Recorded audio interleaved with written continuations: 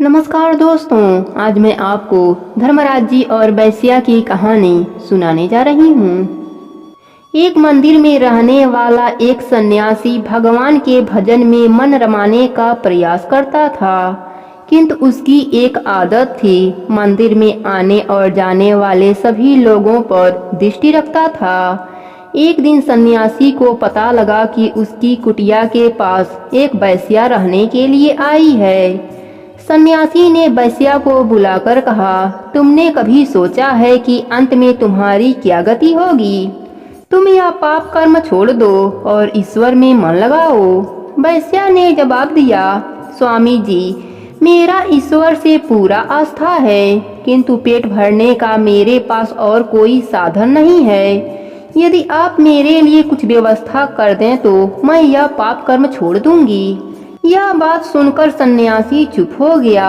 दोनों अपने अपने कुटिया में चले गए और अपना काम करने लगे। प्रत्येक नए ग्राहक के आने पर वह वैश्या परमात्मा से प्रार्थना करती और अपने कर्मों के लिए क्षमा मांगती। उधर सन्यासी वैश्या के ग्राहकों की गिनती करके कंकड़ से ढेरी बनाकर गिनती करता। एक दिन फिर सन्यासी ने वैश्या को बुलाकर उस कंकड़ों के ढेरियों को दिखाते हुए कहा, अपने पाप की ढेरी को देखो, तेरे पाप की ढेरी दिनों दिन बढ़ती ही जा रही है, तेरा नरक में जाना तय है।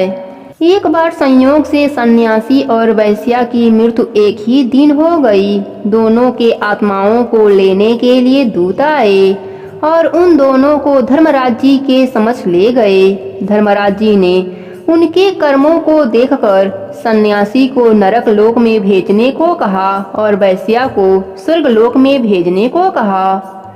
इस पर सन्यासी ने धर्मराज जी के न्याय पर प्रश्न चिन्ह किया। तब धर्मराज जी बोले, उस महिला ने अपनी इच्छा से वेश्या का कर्म नहीं किया, वह तो पेट के खातिर काम करती रही और अपने किए गए कर्मों की क्षमा मांगती रही। सही तो यह है कि वेश्या कर्म तुमने किया। तुमने पूजा पाठ करने के बजाय वेश्या के ग्राहकों की गणना करने में समय बर्बाद किया। जिसका जैसा भाव होता है उसे फल भी वैसा ही मिलता है। सद्भाव रखते हुए जो कर्म करता है उसका फल अच्छा मिलता है और दुर्भाव का फल बुरा होता है। इस प्रकार सन्यासी को नरक में वास मिला और वैश्या को स्वर्ग में वास मिला।